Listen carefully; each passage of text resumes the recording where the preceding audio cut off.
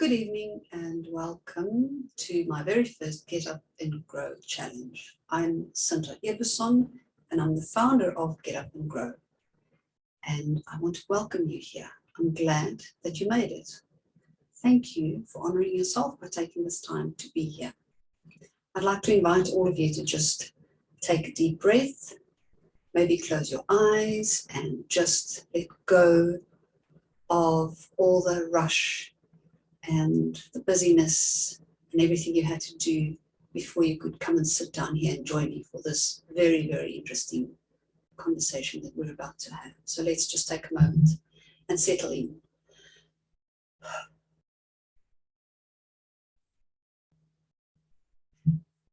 Maybe take a few breaths and relax and make sure that you're comfortable. Are you in a private space? Have you had something to eat? Do you have something to drink? It's important to hydrate while we're busy doing this. Welcome once again. Just a bit of background why I started Get Up and Grow. About 7 years ago, I founded Fair Divorce, and I've been working as a divorce mentor ever since. And in my work of helping people with their relationships, their marriages that are struggling, their relationships that have broken down, all the issues that are related to that, I've discovered more often than not, the problems and the issues, the struggles that they're having in the relationship can be traced back to unresolved issues from previously. And it can go as far back as childhood, and sometimes not as far back, but there's often, and I almost want to say most of the cases, something that you can link to the current struggles that people are having. And it's with having done this work for so many years that I've become more and more aware of the need to actually help people with all the challenges that they face, not only their relationships, not only the marriages, and those that are going through separation and divorce. And as you know, something that I've always said and I talk about all the time is that first prize for me is always a reconciliation, always to save a relationship, not to separate, not to break up a family. But I've become so aware of the need for more holistic support, more widespread tools and resources, techniques. And I've actually studied alternative therapies, complementary therapies, on top of everything that I've learned already, because of this need that I have seen grow. And I've just come to the stage where I've realized that I want to start a new project where I can help people with all the adversity, all the hardships that they face through their lives, everything that has brought them to the point where they are when we meet.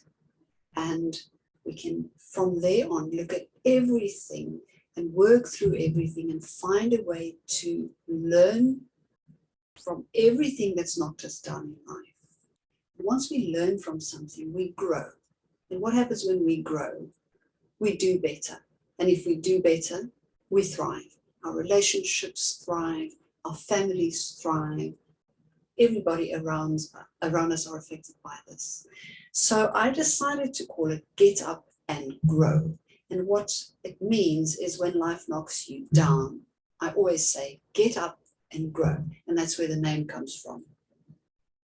So I would like to take this time that we have together to discuss some interesting concepts around adversity and trauma and also resilience, and lead you into what is going to happen with Get Up and Grow.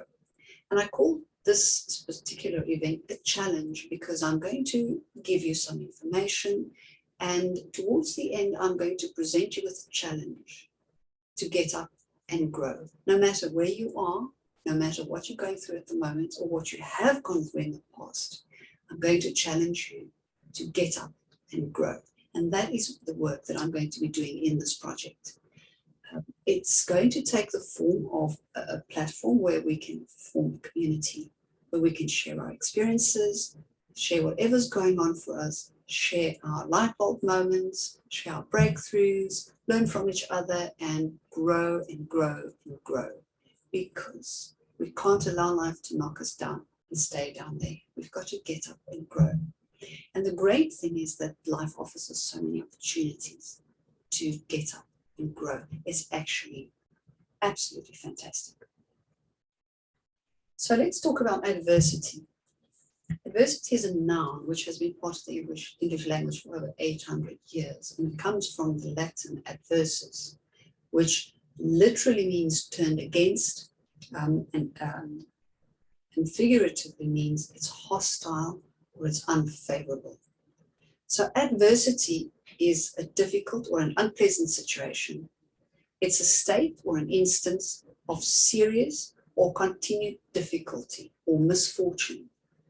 So when things seem to be against you and you're in circumstances where you feel like you've had a stroke of bad luck, you are facing adversity. And we have different kinds of adversity. We have emotional adversity, mental adversity. There's physical adversity, such as fighting a life-threatening disease, or having lost a limb, for example, or any other kinds of physical challenges, having had an accident and you are now paralyzed, we've lost the use of some physical part of your body. We have social adversity, and that is ways where we are challenged on a social level or in social context. And then there are also spiritual adversities, which has to do with our own spirituality, maybe challenges with our faith and what we believe, and also in our communities and societies we can be challenged. And then, of course, financial adversity, when you lose your livelihood, or perhaps you, the breadwinner in a family, is no longer there to provide, or maybe you've lost a job, or maybe you've had a business but it's gone bankrupt. There's all kinds of financial adversities. Just to come back to emotional adversity and mental adversity, just an example, maybe when we are in our relationships and we have been betrayed, or we've been lied to, or we are growing apart and we no longer have much in common, that can provide us with many, many emotional hardships and give us mental challenges, because we have to go and look, take a long, hard, deep look at ourselves and work through whatever it is that we need to grow from. Okay, so interesting research has shown that people who experience a moderate level of adversity actually have better mental health and well-being, and they have a higher life satisfaction over time than those people who have no history of adversity or a very high level of adversity. So actually, a moderate level of adversity is a good thing.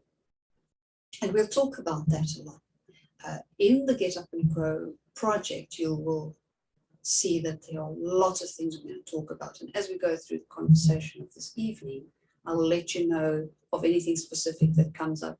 That's something that I have really researched quite well and I have a particular interest in. So adversities actually, or can be, a good thing. It's not necessarily only a bad thing. It might be tough, it might be hard, the trials and tribulations of it, but a moderate level of it is kind of just a part of life. So if you ask, why do we face adversity? That's just it. The trials and tribulations are simply a natural part of our mortal experience. It's just the way life goes. It's part of life. And while some adversity or hardships happen as a result of our own poor choices, some of them also happen as a result of others' choices over which we don't have any control. So yes, adversity hardships, trials and tribulations are not always of our own doing. Sometimes they are because of things that other people do, and sometimes they are just the natural course of life. For example, death is part of life, and we all experience that. We all have to die at some stage. We all have loved ones that die at some stage. That's not because of anybody's doing or anybody's choices, unless we're, of course, talking about somebody who takes their own life. But in general, there are certain things that are not part of the normal course of life. So that's just how it goes. But the interesting thing about adversity and hardships are, and this is the thing that I'm always fascinated about, is what it teaches us. What can we learn from adversity? And this fascinates me, because the moment we look at our hardships and the adversities that we face with curiosity and with an inquiring mind, and ask ourselves, what is this teaching me? What can I learn from this?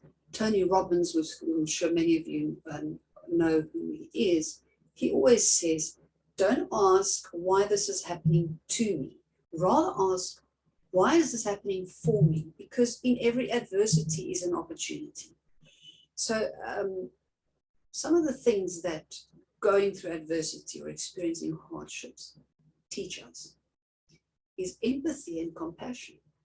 Because the moment we have this new experience, we have the opportunity to put ourselves in somebody else's shoes, or we feel somebody else's feelings or emotions, or we come across new emotions for ourselves, things we haven't experienced before, or we see the pain or the need in somebody else, and we have compassion for that.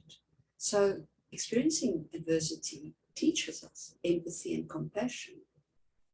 A very interesting other thing that it teaches us is humility. Sometimes the hardships that we endure bring us right back down to earth. Maybe we needed it. Maybe we were too confident. Maybe we were cocky. Maybe we were narcissistic. There's a lot of things we can talk about, and we will expand on these things also. But it sometimes knocks us down to bring us down back to earth, or what's that expression? Cut us down to size, because sometimes it's necessary. Sometimes for where we are in our lives, in our journey, it's necessary for us to be cut down to size, to get rid of our pride, because it might be too much. Just to give an example.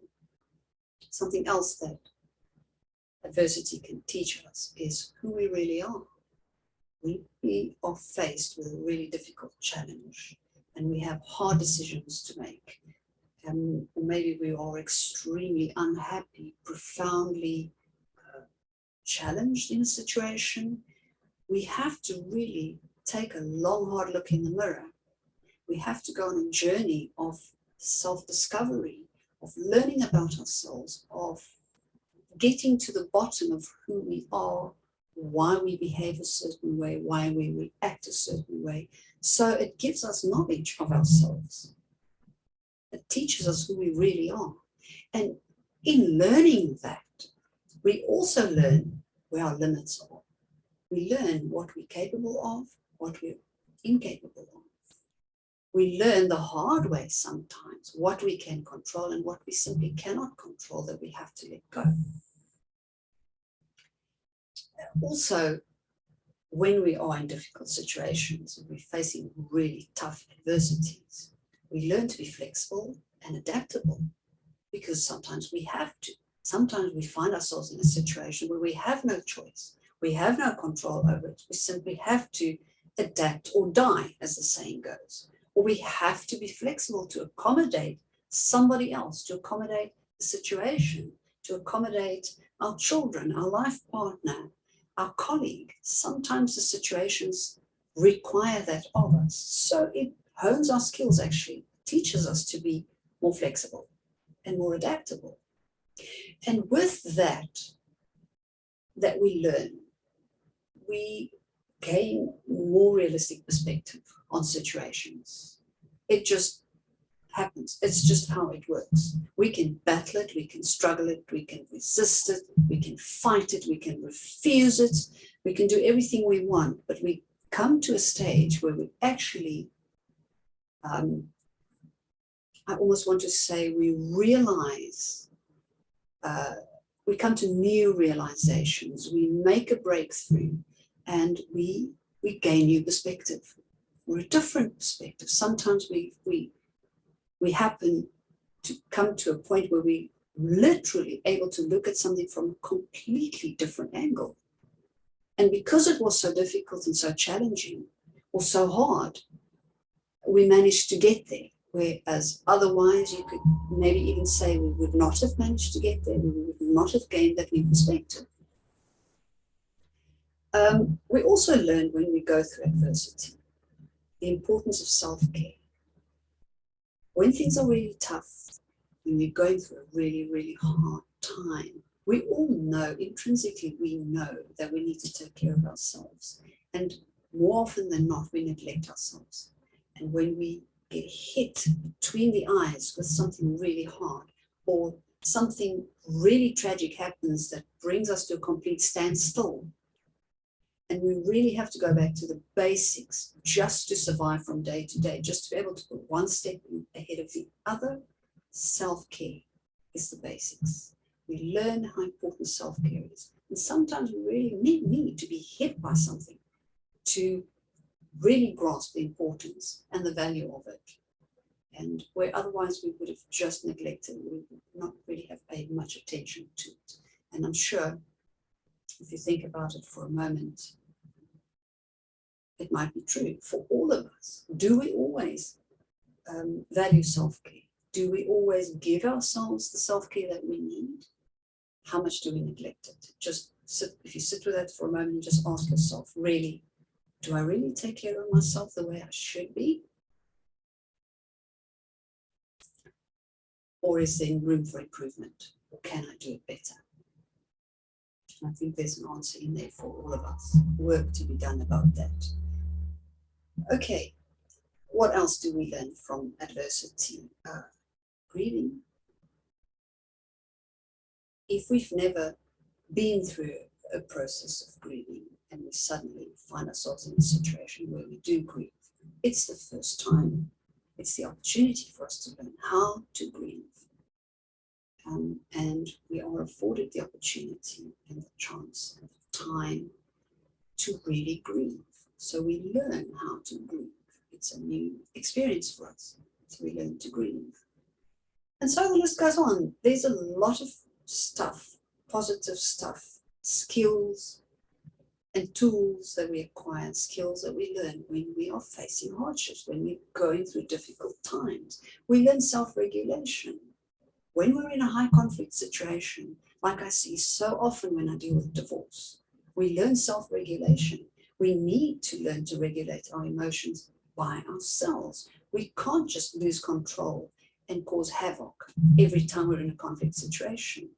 And again, to refer to divorce, especially when there are children involved and there's high conflict, we learn to self-regulate because we have to, because we simply cannot expose our children to that conflict all the time. The same applies for when we're in a really difficult work situation. We have to be professional, we have to behave in a certain way. There are rules of engagement, there's a code of conduct. So we learn to self-regulate no matter how hard the situation is. And that's a good thing. At the end of the day, that's a good thing. We also learn to ask for help. Most of the time when we are in a difficult situation, where we're facing a trauma, when we're going through really hard times, when we're facing extreme adversity, we need help. We need support. And I can't tell you how many people that I have dealt with, including myself, don't know how to ask for help. We think it's a sign of weakness. We're ashamed of what's happening to us or what we're going through. we think and expect ourselves to be self-sufficient and self-reliant. We can cope with this by ourselves. We don't ask for help. Generally, people don't ask for help. And we learn to ask for help because we sometimes really just forced to ask for help, to get help. We are so desperately in need of help when we're facing adversity that we eventually go out and ask. So we learn to ask for help. And it's a very important thing to be able to ask for help because there's no shame in it. There's nothing to be afraid of. But it takes courage to ask for help. It takes a big deal. It's a big deal for many of us to just admit that we need help, let alone ask for it. So, of course, something you hear me talk about all the time is resilience. I'm all about resilience. I'm always all about resilience because life is tough and shit happens, as they say, and we need to cultivate resilience. Life knocks you down. What are you going to do? You have to be resilient. You have to look at the situation, learn the lessons there are to learn, and grow your resilience. Otherwise, you can't get up. You can't get up and grow if you don't have resilience. And you can't have resilience if you don't get up and grow. The two go hand in hand. And of course, as we learn these skills and as we manage to cultivate resilience, we become confident.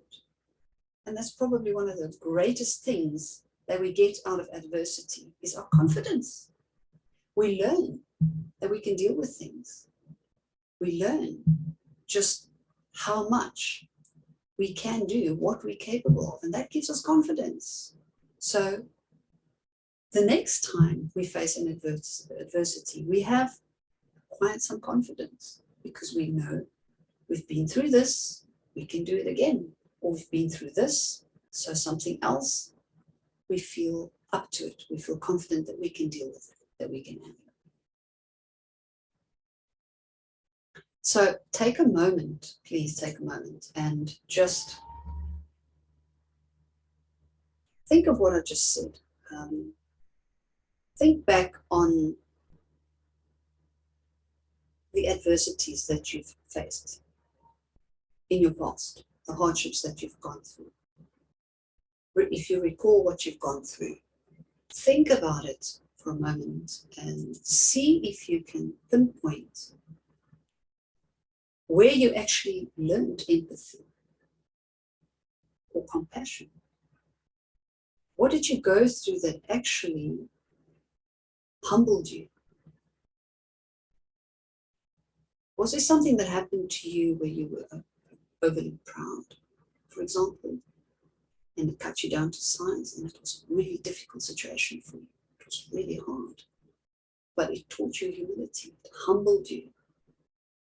It brought back your equilibrium, your balance. Dr. John DeMartini, who is known and has been awarded the world's leading expert on human behavior, always talks about the balance that we have. We have the good and the bad in us. We have pride and we have humility. We have love and we have hate. We have we're happy and we're sad. We're angry and we're loving. We are caring and we're selfish. We have everything within ourselves, not just bad, not just good. So can you think of any situations, adversities or hardships that got you to the point where you could see both in yourself or in the situation? Like I just mentioned, the pride and the humility. Think back about your experiences. Have you had an opportunity to grieve properly? The adversity might be that you lost a loved one, that somebody who was very near and dear to you died, but it gave you the opportunity to experience grieving, to learn how to grieve. Have you ever thought of it this way? Think about it for a moment. You've learned how to grieve. You got the opportunity to properly grieve.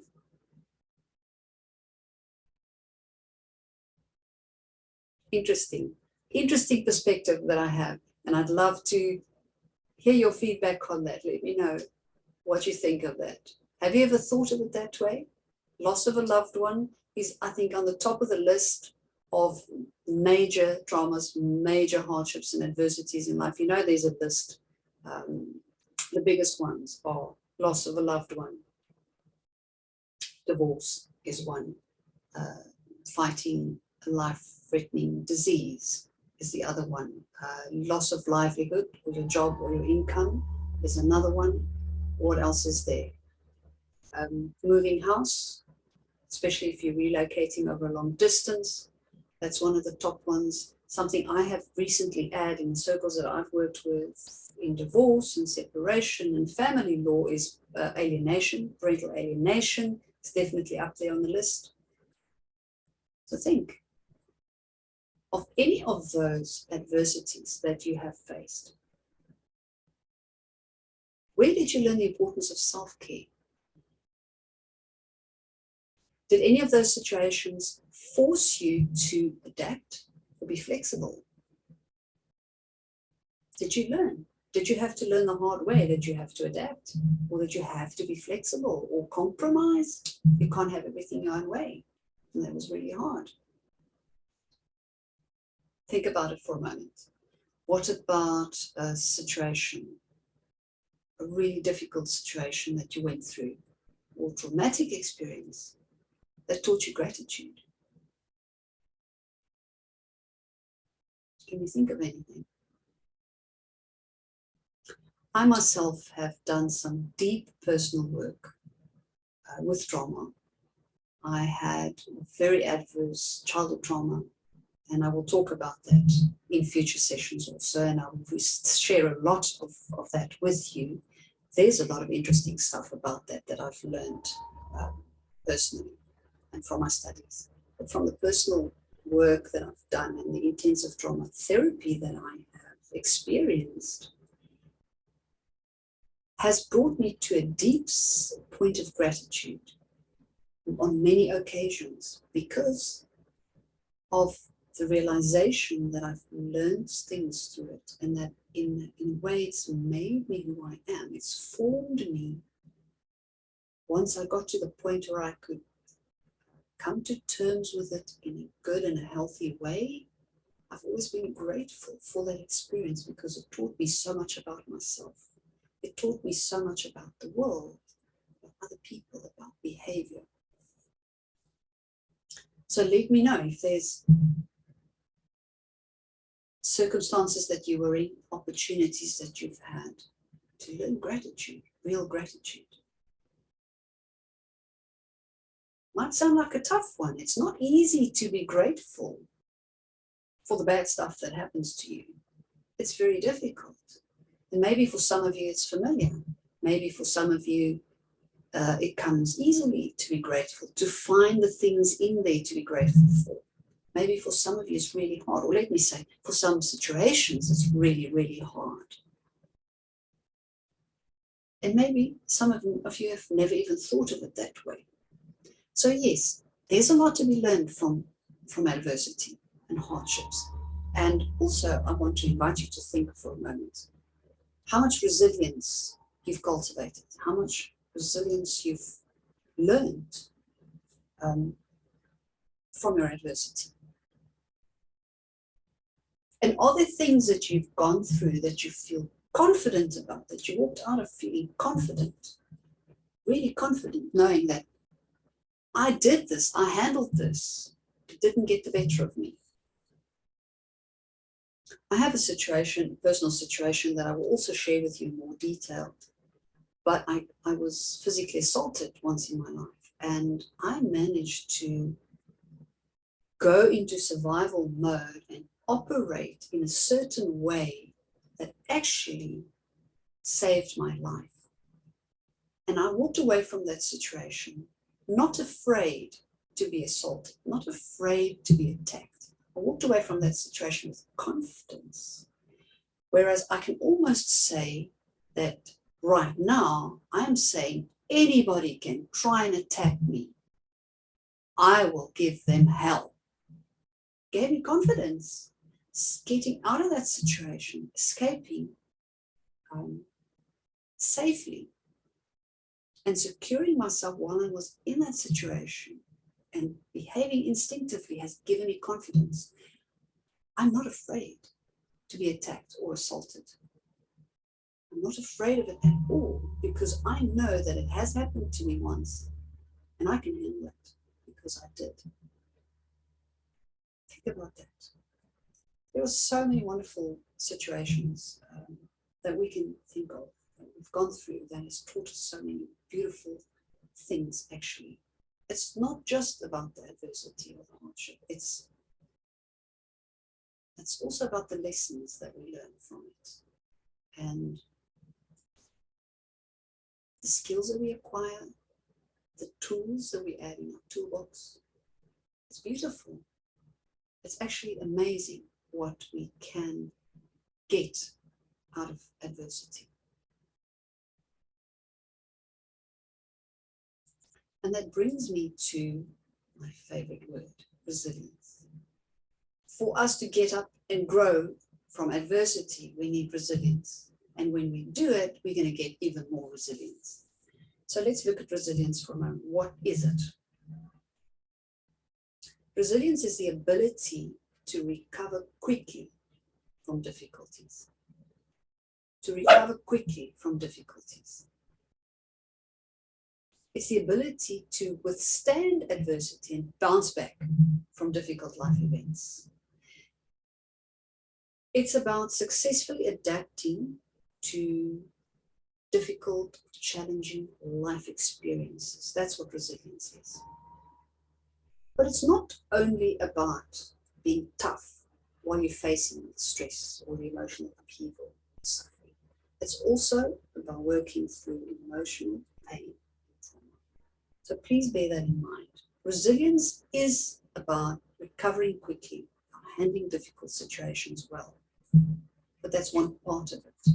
The other part of it is really looking at the emotional pain and the trauma and working through that and doing better afterwards. So it's a combination of things. And this is something we'll talk about a whole lot in Get Up and Grow. I will pay a lot of attention to it. I will bring you so many interesting resources, so much interesting research. It's going to be amazing. It's going to be absolutely fantastic what you're going to learn in the Get Up and Grow project if you join the community. George Eliot said, pain is no evil unless it conquers us. Pain is no evil unless it conquers us. And yes, at times it feels like it's conquering us. When we're in the throes of what's happening, we feel conquered, we feel defeated sometimes, we are overwhelmed. So it can feel like this is going to conquer us, but it shouldn't, and it doesn't have to. But if we lack resilience, then we are easily overwhelmed. And when we are overwhelmed, what do? We tap into unhealthy coping mechanisms and behaviors. And those unhealthy coping mechanisms, the first ones, the common ones that come to mind is that we abuse substances, we start drinking, or we use drugs, or we use painkillers, or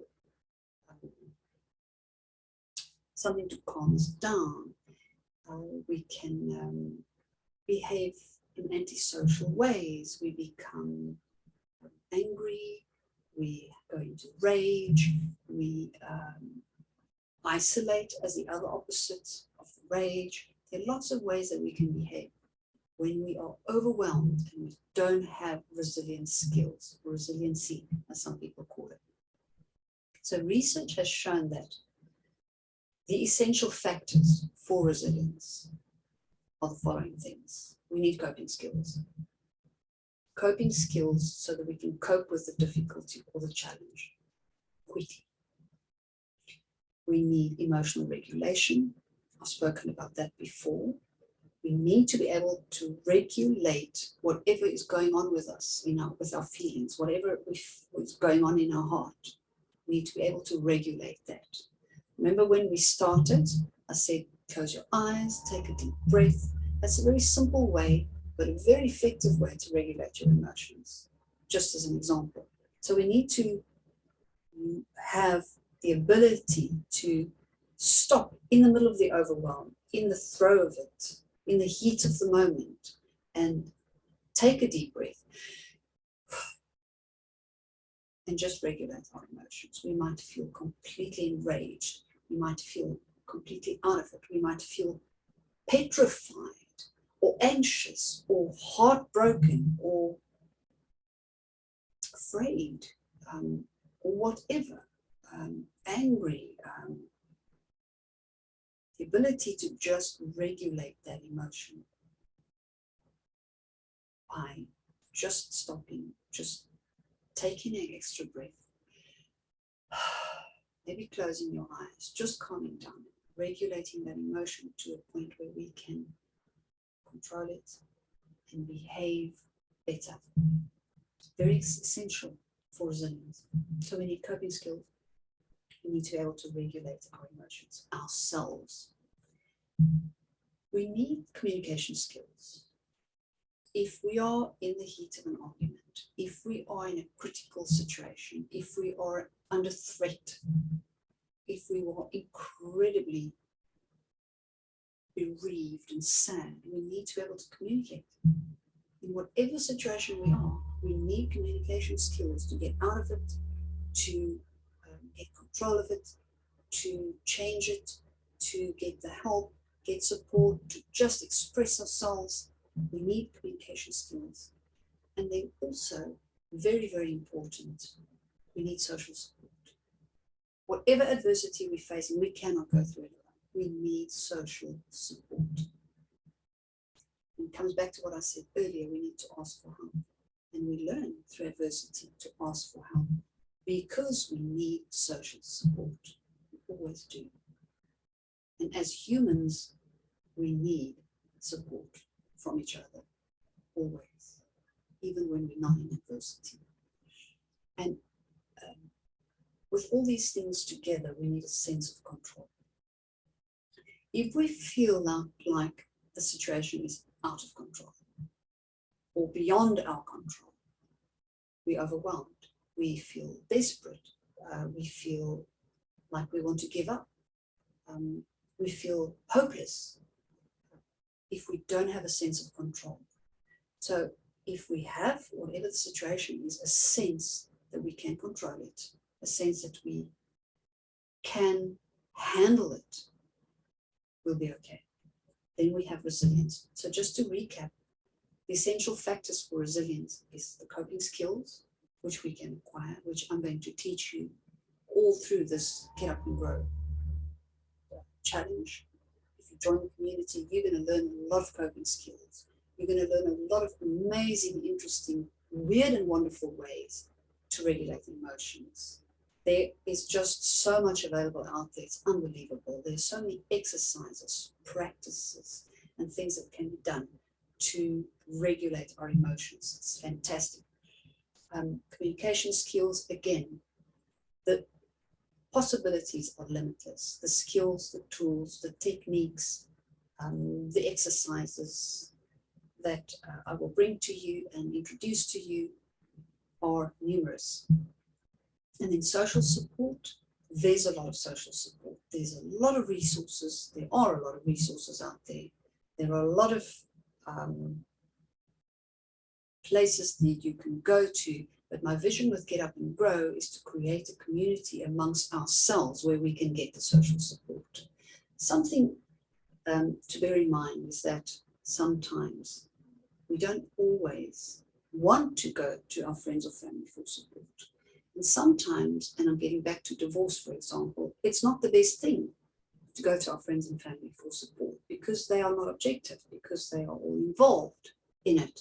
Sometimes, for example, our best friends are also our colleagues at work, and we don't necessarily want to divulge the details of the hardships that we are going through. Sometimes it's private. So what I want to create with Get Up and Grow is a community, a strong, solid, community where we can provide each other with that support during the adversities, during the hardships that we go through, whether you're in it, whether you're through it, whether you're just starting with it, whether it happened in the past, no matter if it happened last year or 5 years ago or 30 years ago, we will have the social support within this community to help you to get up from whatever it was that knocked you down and grow from it so that you'll do better. So when we cultivate resilience, I just want to stress again that it helps us to feel confident about our abilities to cope with whatever life brings our way. And life is full of hardships. Life is tough. None of us actually miss that altogether. We all have hardships. We all face adversity, some more than others. But when we have resilience, we've got the tools and the skills of resilience. We feel confident in our abilities to cope with whatever might happen. It also helps us to make realistic plans to deal with our problems.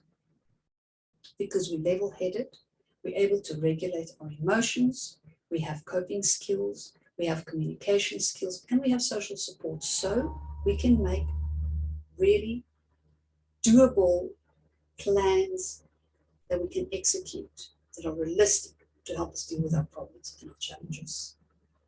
Does that make sense?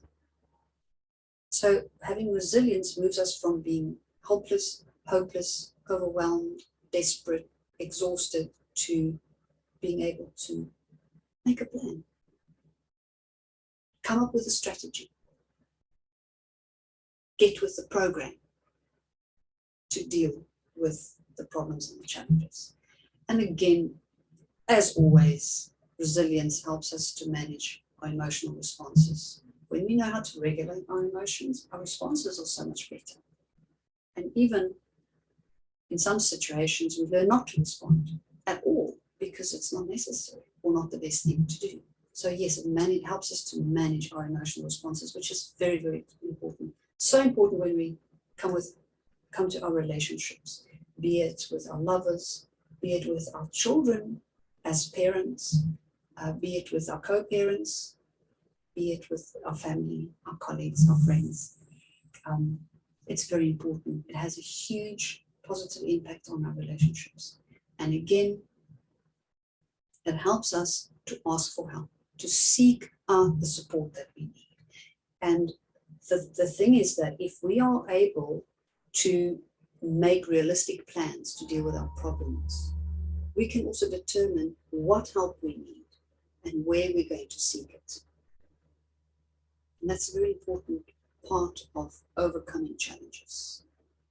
Is being able to pinpoint or to identify the need that we have, the kind of support that would be best to meet that need, and to seek it out. And I will provide you with loads and loads of information about support, what support is needed for what kinds of challenges, where to find that support. And again, in our community, in our Get Up and Grow community, the idea is that we'll have that support in there and the resources that I will provide to you.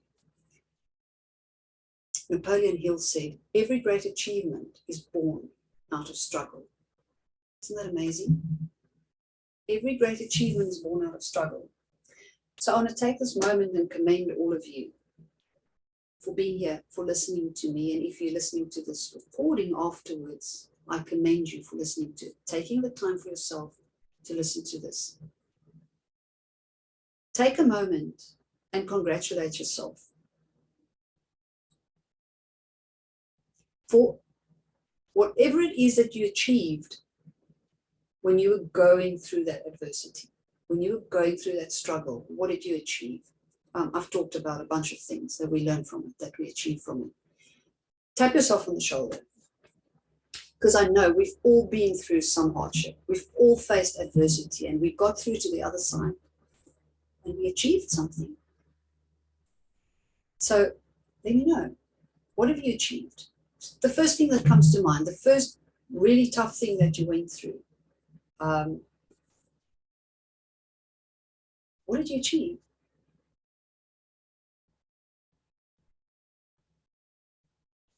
And think of other things that I haven't mentioned, things over and above or on top of the things that I've already mentioned that you learn, the skills that you acquire, the things that adversity teaches us. What did you achieve?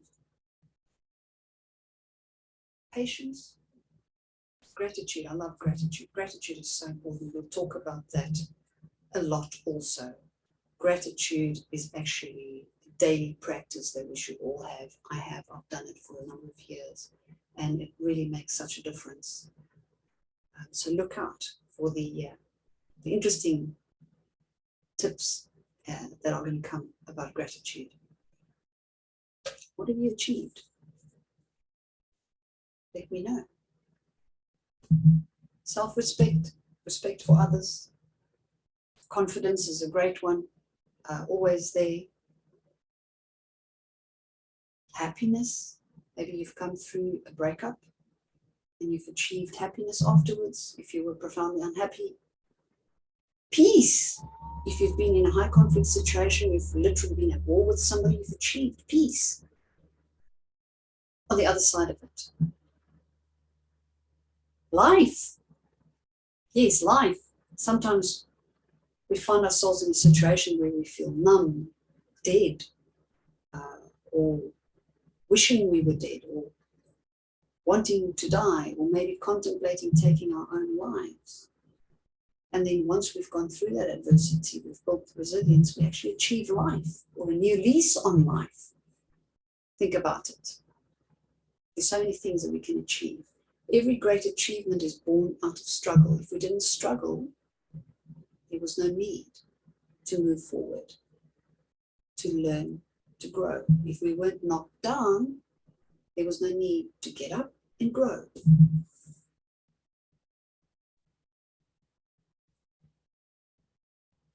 So this brings me to a long list that I have made about adversity. And I just want to bring it up here because I would really like to share it with you. As I've dealt with people over the years, I have actually come across so many kinds of adversity. It's incredible. I can't lay my hands on it now quickly. But I want to remind you of the few things, the 5 that I mentioned earlier, which are globally regarded as the top stressors in life.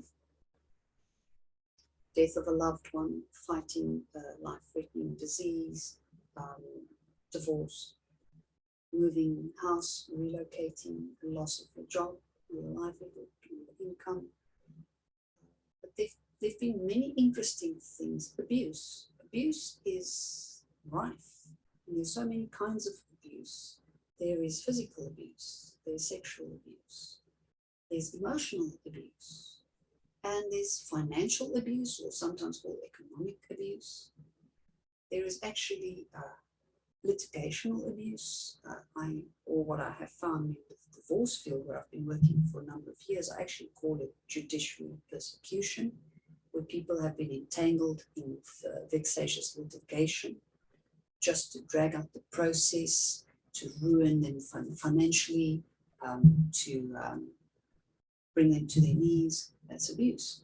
What about domestic violence?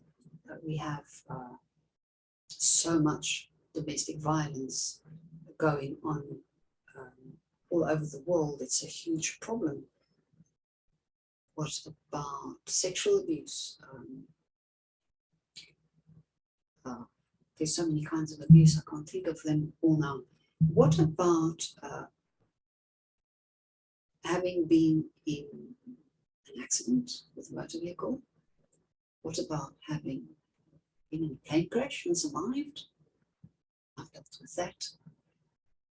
What having had a major operation, like a heart transplant or a kidney transplant, or if you've been injured and you have an operation that's 12 or 16 hours long, that's a traumatic experience. That is quite a big adversity, and recovering from that. What about having had cancer and the chemotherapy and the radiotherapy afterwards? That is a pretty tough hardship to go through. Let me think of what else. Let me know what other adversities or traverses I can actually say. Have you gone through things that we might not necessarily think of being difficult? Is having a loved one incarcerated, living the life of somebody who has to go and visit somebody regular who's in jail for years, maintaining that situation, waiting for a loved one to be released, or maybe people who are on trial for many years. Maybe there's a loved one who is on death row, for example. That is pretty challenging. And these are things that we don't normally think of as adversity or traumatic experiences, and I've added them to my list. What about miscarriage, for example? That's very hard to deal with. I've also seen our stillborn, having a stillborn baby. Imagine that. What about kidney failure and having to be on dialysis? That's difficult. And let's see what else we have here. Being shot. Wow, yes, being shot or hijacked. That's a traumatic experience. Yes. An emergency birth or a difficult birth. Yes, or an emergency cesarean, for example. A cesarean is like a major operation, which is very, very invasive to your body. Like an open heart surgery, for example, or abdominal surgery. It's very invasive. It's a traumatic experience for the body. What else have we got? Let me see. Okay, losing a limb, we've had that. Yes. Going to war, being a soldier, going to war, being shot at, being ambushed, having to shoot other people. Wow, yes. Yes. What else? Being hijacked, we have. Being robbed, being held at gunpoint and being robbed in your home. Rape, yes. The sexual abuse, yes, definitely. Bankruptcy is difficult. That's a really hardship. Tough hardship, would take a long time to recover from as well. That's financial adversity. Insolvency, yes, that goes with bankruptcy. What else?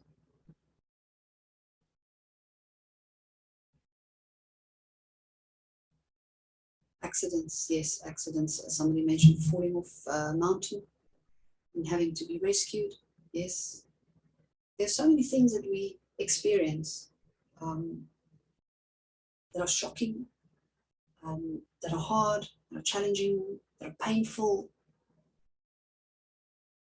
that are tough to deal with.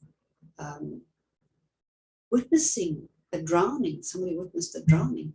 I, as a child, actually witnessed somebody jumping out of a plane whose parachute didn't open, and the person fell to the ground. I still remember it to this day. I can actually still see it in my mind's eye. That was shocking. That was a shocking experience for me. I still remember it. Yeah, witnessing a suicide. Yes. Having a loved one kill themselves. There's so many things. The list is endless. The list is endless. Being in a fire, having your house burned down, trying to rescue somebody in a fire, or being rescued in a fire, having a near drowning experience, any near death experience is right up there on the list. Yes, there's so many things, and the list goes on and on and on. Think about it. How many of these things have you experienced without actually realizing that it had an impact on you? Without realizing that it required a degree of resilience to come to terms with it, to get over it. And you did. You did, every time. Here you are. Well done. So let's get up and grow some more. So we've mentioned how many different things that are traumatic experiences. But when is an experience really traumatic? And when is it not necessarily traumatic? A traumatic event is an incident that causes you physical, emotional, psychological, or spiritual harm. Listen carefully. Traumatic event is an incident that causes you harm, be it physical, emotional, psychological, spiritual. The person experiencing this distressing event may feel physically threatened or extremely frightened as a result. Okay. So trauma is an emotional response to a terrible event, like an accident, like abuse, or a natural disaster, for example. And immediately after the event, you will feel shock and denial. Those are the typical emotions felt. And then we have longer term reactions that include unpredictable emotions. You suddenly feel something, you suddenly feel anxious or scared or sad. Flashbacks are quite common with trauma, especially the trauma that's very familiar to many of us soldiers of war or war veterans have flashbacks of their traumatic experiences. It also shows up in relationships that are strained. If we have been traumatized, our relationships are strained. And then we even have physical symptoms like headaches or nausea. Those are the immediate reactions to trauma. But remember, it's not always a traumatic event. We can experience a lot of things. We can go through a lot of events, but if they don't cause us specific harm, like rape or assault that would cause us physical harm, or betrayal or a breakup that causes us emotional harm, it's not necessarily traumatic. But let's look at this more. Let's think about this a bit more. We get three kinds of trauma. There's acute trauma, which is one incident. That's a motor car accident, or being assaulted, or a flood, a natural disaster or calamity. It's one isolated incident, or being bullied once. Actually, bullying is normally something that continues. A car crash, for example, or a plane crash, for example. Those are really extreme examples that I'm coming up with, but that's acute trauma. It's one isolated incident. And then we get chronic trauma. That is repeated incidents. And examples of chronic trauma is abuse, all kinds of abuse. Sexual abuse is often chronic because it's repeated.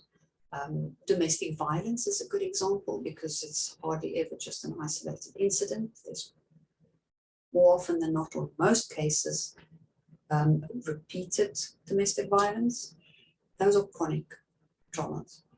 And then we get complex trauma. Now, complex trauma is where there's varied and multiple events or incidents.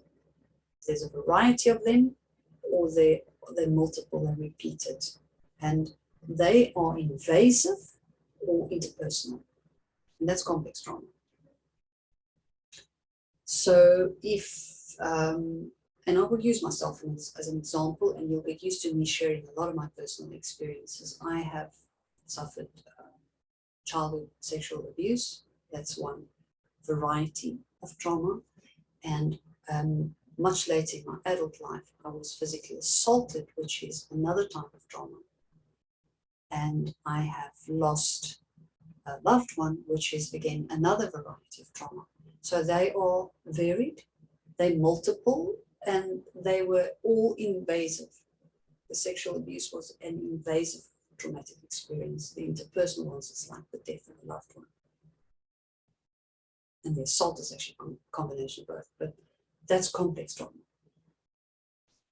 And you often hear of PTSD, that's post-traumatic stress disorder, and that is when those traumas, whichever one of those kinds, are unresolved. And that's also going to be a main theme in Get Up and Grows. How we're going to look at trauma, how we're going to learn from trauma, and how we're going to resolve that trauma, because it needs to be resolved, the traumas. Why? Because it affects our lives if it's unresolved. So, the impact of trauma on our lives is immense. Because remember, it causes damage. But just to name some examples, trauma causes fear, causes anger, causes panic, anxiety, shock, disillusionment, disbelief. Trauma can sometimes make us feel numb or detached. It can cause confusion, and in some cases, withdrawal and isolation. There's a wide range of ways that trauma impacts us. And then it can also lead to mental health issues like PTSD that I just mentioned earlier, commonly depression, anxiety disorders. Also, we spoke earlier about unhealthy behaviors like alcohol and drug use or substance abuse if it goes that far. And of course, the impact of trauma has an effect on our relationships with our loved ones, with our family, with our friends, with our colleagues, and everybody around us. The effect of trauma has an immense impact on our relationships. It influences the way you love somebody. It influences the way you parent. It influences the way you partner. It influences the way you work. It has an impact on everything. And then something very interesting, and also a topic that we can talk about for ages. There's so much research done on this. There's so many practices and exercises and skills that we can learn around this, is what we do with trauma. Trauma is an event that happens to us, but it's stored. It's stored in our somatic memory, and it's expressed as changes in our biological stress responses. Now, our biological stress responses are our fight or flight responses, which I'm sure you've heard about. That is expanded. There are many now. I think there are 5 or 6 biological stress responses, and it's actually neurological stress responses. There's a very interesting field of study that I'm thinking of, polyvagal theory, somatic therapies and practices. It's about your body. Trauma sits in our body. When we experience trauma, there's a lot that happens in our heads, but there's also a lot that happens in our bodies. And 100 years ago, we thought that talking about our trauma, talking about what upsets us and our feelings and our emotions would heal us, would make it better. And it does. And it did to a certain extent. But since then, we've discovered that trauma goes and sits in your body. It's actually stored in our bodies. And Bessel van der Kolk, who's a very famous therapist, wrote a book, The Body Keeps Score. And that's just one of the amazing resources that I will make available, and we will talk about it and discuss it. And I'll share a lot of his teachings with you. The trauma that we experience goes and sits in our bodies. It is actually stored there. And I want to tell you an interesting story, one of the stories of where this research started. And that was with research that was done with wild animals. Antelope was studied. And they noticed that A buck, for example, is chased by a predator in nature and it will run away. It will immediately go into flight response and it will run away, try to escape, and the predator will chase it. Now, if that antelope succeeds in escaping, it manages to escape, and the predator abandons the effort or the attempt to catch it, what happened is that antelope would go and into a standstill, stop there, and start shaking. It would actually have tremors. It would actually, the whole body would shake like this, all over. And after a while, after all these tremors are finished, that animal would carry on as per normal. It would start eating and carry on as if nothing's happened, as if it's feeling completely safe and secure. Now, we humans have a similar response. Whenever we are in shock or anxious or we experience something traumatic, we also tremble. We also breathe fast, hyperventilate. But what happens in human society is we've gone to great lengths to interfere with those natural reactions, to stop those reactions.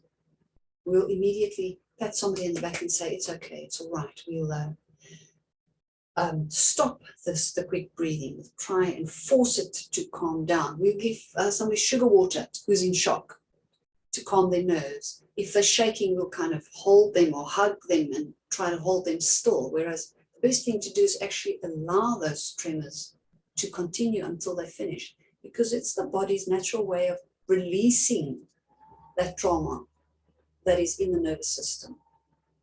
It's the body's natural way of letting it go, getting it out of the body, that adrenaline rush, that all the biological things that happen, the stress responses must be released out of the body, otherwise it stays there. And that's where the trauma is stored.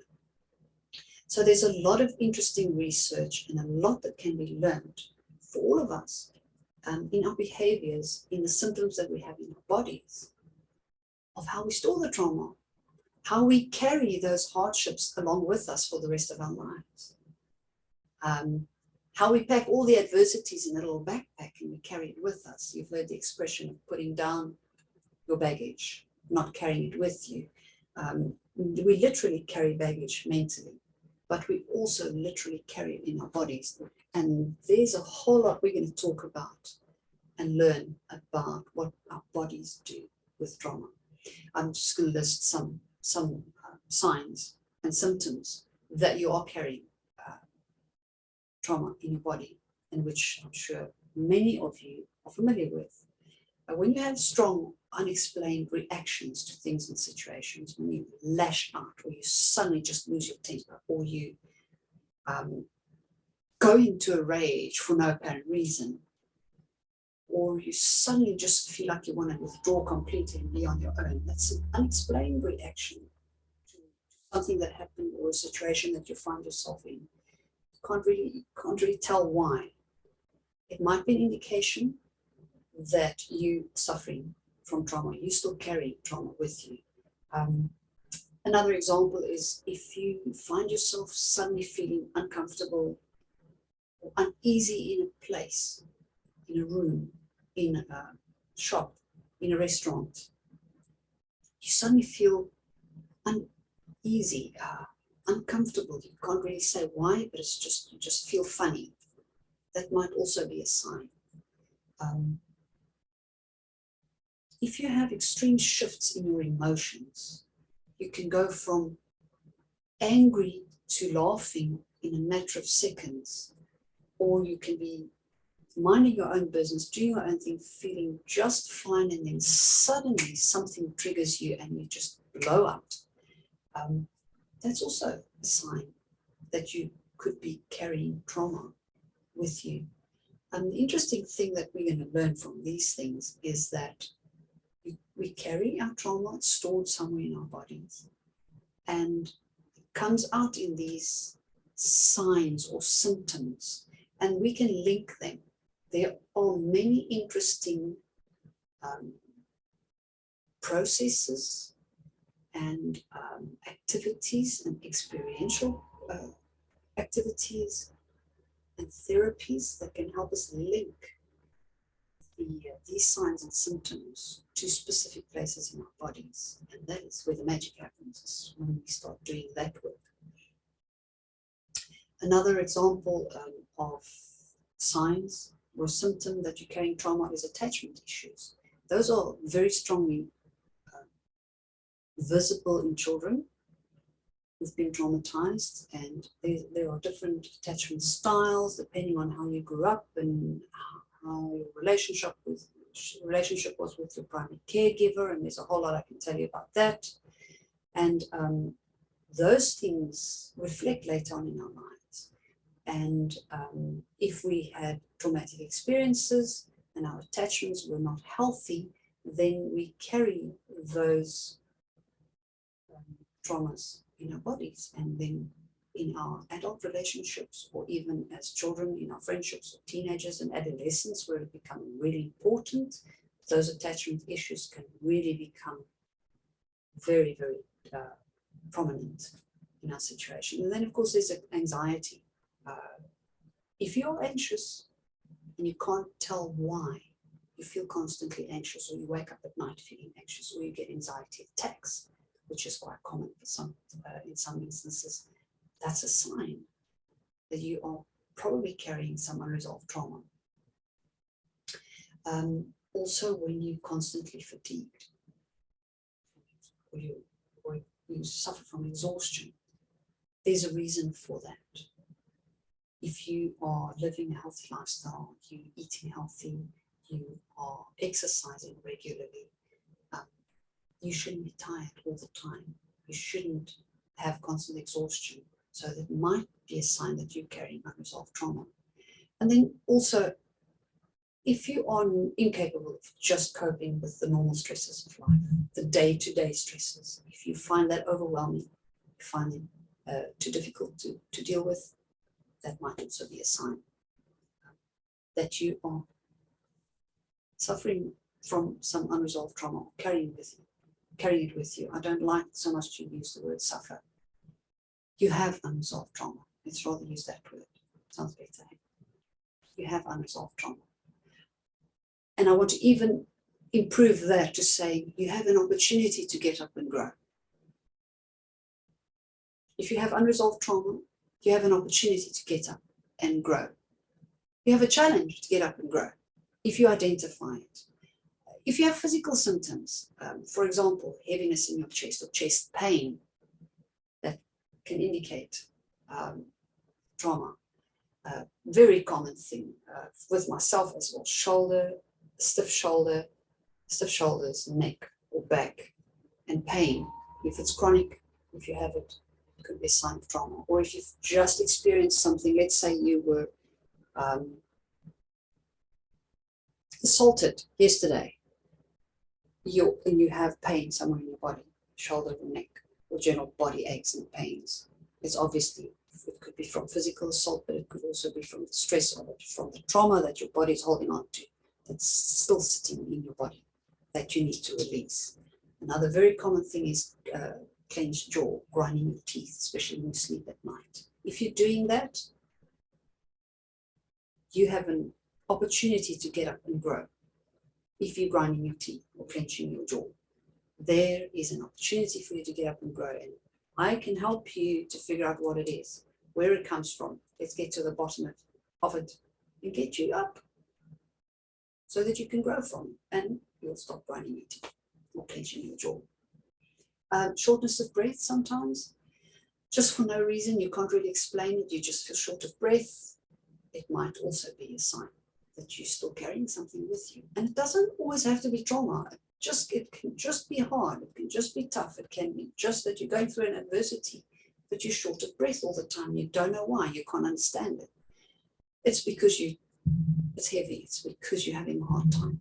And there are ways to alleviate those symptoms. There are practices and exercises that are very simple and amazing that you can do to alleviate these exercises. Like dizziness, for example, also. You could suddenly feel dizzy. or in the middle of a traumatic experience, you could feel dizzy. And those are physical symptoms that you're carrying. Sometimes it's been a while since your experience and you still feel dizzy regularly, on a regular basis, or certain times of the day you feel dizzy, or when you encounter, this is very interesting, sometimes when you encounter a person who you had conflict with in the past, you would suddenly feel dizzy or even nauseous. Sometimes just thinking about something that happened or remembering what happened, you might feel queasy or nauseous or dizzy. And that's an indication that there's something there that you need to work on. Yet, again, another opportunity to get up and grow. I love that phrase. I use it all the time. Dr. Gabor Mate is an expert, world expert on trauma. He made a beautiful film, documentary, actually, The Wisdom of Trauma. I don't know if you saw it. It was released sometime last year. Beautiful, beautiful, very insightful film about trauma. And he worked specifically with addiction and trauma that is linked to addiction. It's fascinating. It's really worthwhile to see it. But again, that will be one of the resources that I will make available to you. We'll talk about it. We'll discuss it, studies, and get everything out there as well. He said the three kinds of trauma, 3 levels to trauma. And I'm going to explain it to you, and I want to invite you to think about this. And think back about the things that have happened to you, the things that you've gone through, or what you're going through at the moment. How much of this is applicable to you? How much of this is true to what you're going through, or what you did go through? Trauma, the first trauma is in the incident or the event, the thing that happens to you. That is traumatic. Then beyond that, if you're in a situation where you're not able to tell someone what happened to you, where you're not able to talk about the incident or the event, where you're not able to share your experience to somebody. In other words, you have to keep it to yourself. Or sometimes that happens often in sexual abuse or domestic violence. For example, people have to keep it secret. That in itself is a secondary trauma. And then thirdly, if you've had this traumatic experience and you have to continue facing that threat or that predator or that dangerous circumstance daily or regularly after that, it is yet another level of trauma. So for example, if you have been sexually abused by a family member, and that family member lives in the house with you, and you have had the first traumatic experience of being sexually abused, but that person keeps on coming back every other night or next week to abuse you sexually again, that is another level of trauma. Or let's say that you are in a relationship or in a marriage and your partner has betrayed you and has had an affair. If you keep that secret, you're too proud or too ashamed to talk to somebody about it, that's a secondary trauma added on top of the event of the betrayal or the affair. And if you continue your relationship or your marriage with that person, but they continue cheating on you, they continue having extramarital affairs, that is another level of trauma. So it becomes complex trauma in a way. So think for yourself, whatever you're going through at the moment or whatever you have gone through in the past, how much of this is applicable to you? How much of this is true to your situation? This was groundbreaking for me when I realized this, when I really managed to grasp this and understand that in the traumatic events that I have experienced, how many of these things were true to my situation, and how that traumatized me even more. Keeping something secret, really not being able to talk to anybody about it, is traumatic in itself. Having to face that danger or that threat or that predator over and over again afterwards, even if they don't abuse you again, but you just have to face them. So you live with that fear, that anxiety, that anticipation that it will happen again. You actually live in a state of constant vigilance. That is traumatic. That is even more traumatic than just experiencing the incident. This is groundbreaking work. This is so profound that we're going to talk about this a lot. And it's important when we get up from what knocked us down, that we look at this and evaluate how much of this has happened to us, how much can we apply to our own situation. And it goes for everything that I'm going to share with you in the Get Up and Grow Challenge. How much of this can you apply to your own situation or situations? Because we can look at the current situations, but always at the past situations as well, because there's always a chance that we're still carrying something from the past, from previous experiences.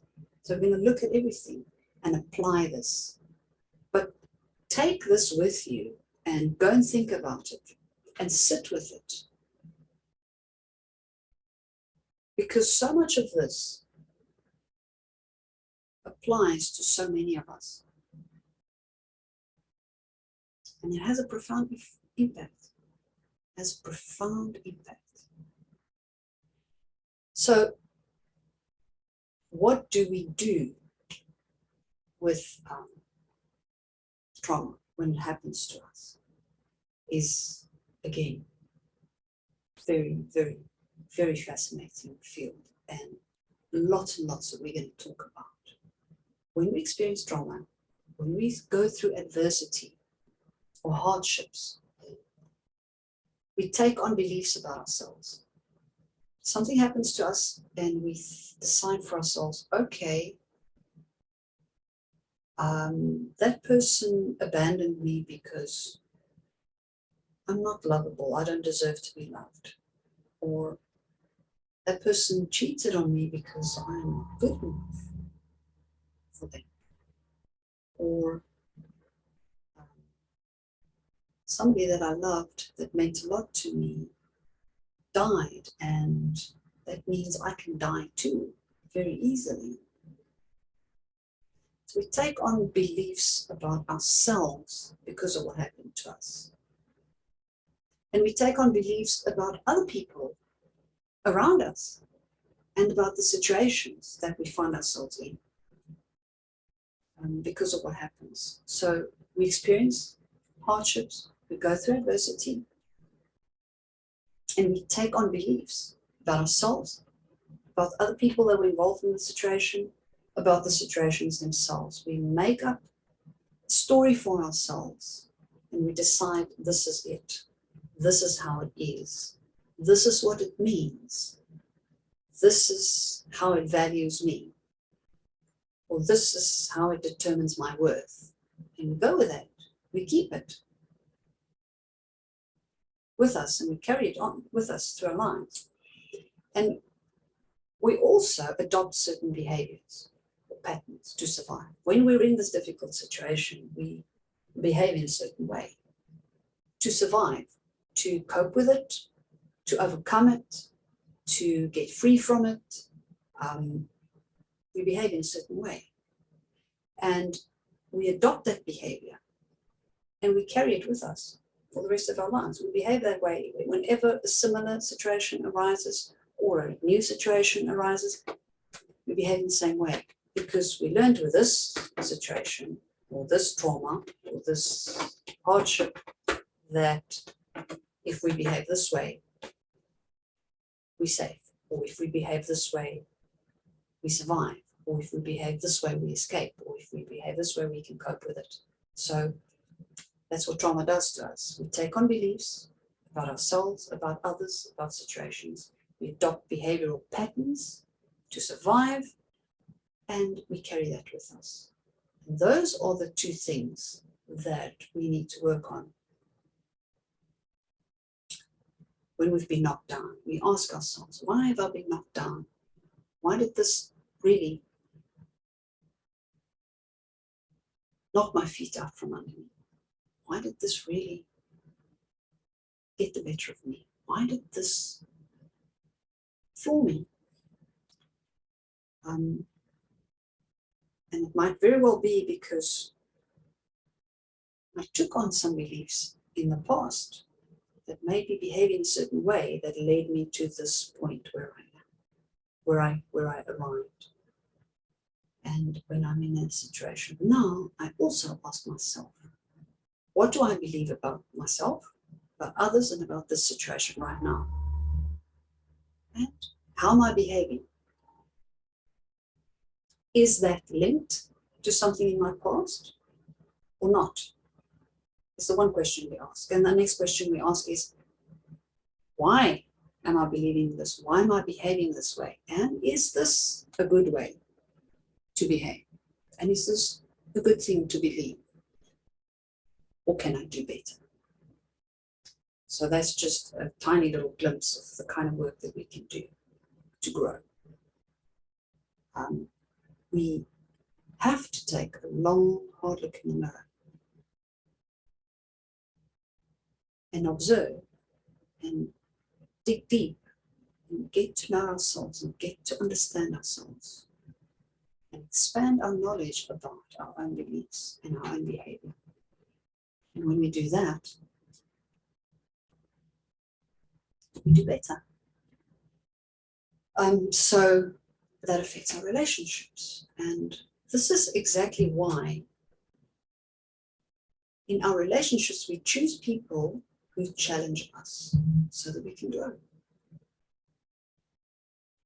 Nothing triggers our issues like our relationships. The people closest to us are in the best position to push our buttons. And they do. And we get triggered. And we get triggered because of beliefs that we have about ourselves, about others, and about situations in the world out there, life in general, and we exhibit these behaviors, these behavioral patterns. We act in ways that are linked to what we believe. And that affects our relationships all over. And that's why we're here, to get up and grow. Because if we get up when we're knocked down and we grow, we do better, we fare better, we can thrive. And if we thrive, the people around us can thrive as well. Edward de Bono said, private hells are more often created by misplaced sensitivity than by circumstance. I love this quote, and it's very, very true. Private hells, if we feel that we are in hell, we're going through hell, what we're experiencing is utter hell. It's a private hell that we've created for ourselves. It's more often because our sensitivities are misplaced than because of the circumstances. Because like I just said, we have beliefs and we have certain behaviors, and they are our own. And they make up our sensitivities and what our triggers. If we find ourselves in hell, we must ask ourselves this question. Are my sensitivities misplaced, or is it really just a circumstance? Or a combination of both. But it's very important to be aware of that. Private hells are more often created by misplaced sensitivity than by circumstance. What am I saying? The circumstances, the people involved, are not the cause of what we feel. The circumstances, what happened, the people involved are not to blame for what we're going through inside. We choose what we believe. We choose how we behave. We choose how we feel. It sounds easier than it is to do or to practice, to apply. But yes, again, that's something that we'll talk about. But it's important to remember that we are in charge of our own feelings and emotions. We choose them. Other people can't give them to us. They can't assign feelings and emotions to us. They do things and we react to them. And it brings me back to emotional regulation, one of the most important things we all have to learn. And I think we'll start learning that in childhood, or the earlier we learn it, the better. But I think as far as emotional regulation is concerned, we probably all a work in progress forever, because it's very difficult and there are always new situations that we need to deal with that are unfamiliar. But emotional regulation is what's going to manage our sensitivities so that we don't find ourselves in private hell. But we get up and grow. So we can choose to be oversensitive, or we can choose to examine our triggers, like I said, trace them back to their origin, which might be unresolved trauma or adversities, learn from them, grow and do better. So get up and grow. So yes, let's take a breath, shrug our shoulders, or I want to shrug mine. This has been wonderful, amazing. We've talked about so many things, or I've talked. Thank you for the feedback. I still see some examples of adversities that we've gone through. Somebody lost a finger, losing eyesight or something. I saw something earlier up. What was it?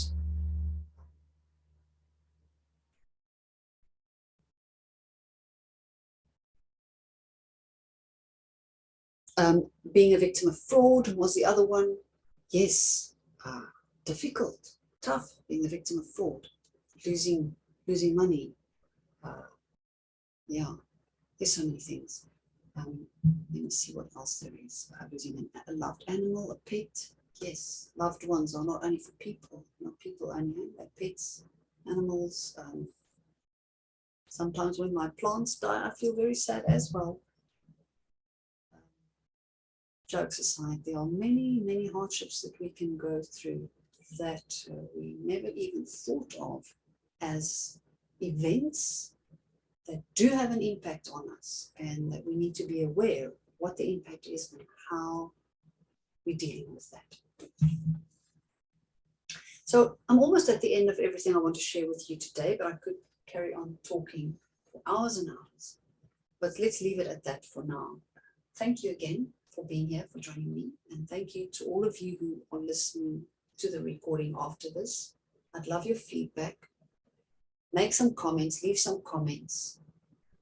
Please join the community. It'll be launching in the month of June. It'll be with loads and loads of resources, information. There will be weekly and monthly happenings, and you will learn more about them as we go along. You are on the mailing list now, so you'll be notified of everything that happens. I will soon reveal and share with you the logo for Get Up and Grow, which is absolutely beautiful. I love it. So watch the space, read the emails that are going to come to you, and look out for what's happening next. We're going to work on, very soon I'm going to share with you information about healthy ways to release negative emotions, like breath work, journaling, exercise, socializing, sleep, meditation, just to name a few. It's also something we talk about in the near future, but please look out for that. And again, I invite you, join my community. I will send you the details very soon, early in June, as we're working up to launching the project. And I'm going to do more of these challenges in the near future. So watch out if you want to do more of it and join me on more. But here's your challenge for today. I've loaded you with a lot of information, had an interesting conversation about a lot of things around adversity, resilience, trauma, the tools and the skills of what we learn from it. But here's your challenge for today. Dr. Wayne W. Dyer said, the essence of greatness is the ability to choose personal fulfillment in circumstances where others choose madness. I'm going to repeat that. The essence of greatness is the ability to choose personal fulfillment in circumstances where others choose madness. So if you find yourself facing adversity, you can choose to go mad, or you can choose personal fulfillment. So my challenge to you is, what will you choose? But there's more. Will you choose personal fulfillment, i.e., will you choose to get up and grow? Or will you choose madness? And just be overwhelmed and just go crazy and just have the shit show, so to speak. What will you choose? But when will you make that choice? Is my next question. When will you choose? When will you make the choice to get up and grow? And lastly, and this is the fun part of my challenge, what will you do to celebrate your choice of personal fulfillment? What are you going to do to celebrate choosing to get up and grow? That's my challenge to you. And my suggestion to you is, once you've chosen to get up and grow, join my community to celebrate that choice. That's what you have to do. Join, get up and grow. Once you've decided to choose personal fulfillment. I'm going to look out for you. I'm going to communicate with you. I'm going to share more with you, and I'm going to invite you to join the next challenge, which will probably be in a week's time, but I'll keep you posted. And early in June, you will receive the details of the launch of Get Up and Grow Community. And I want you to join. I want you to make the choice now to get up and grow and join the community. Once again, thank you very much for being here. It's with great gratitude, deep gratitude, that I start this journey, that I launched this new project that I've been working on for months. I'm going to be serving my highest values, and then I'm going to be growing along with you. I look forward to it. And I thank you very much. Please take care and please keep in touch.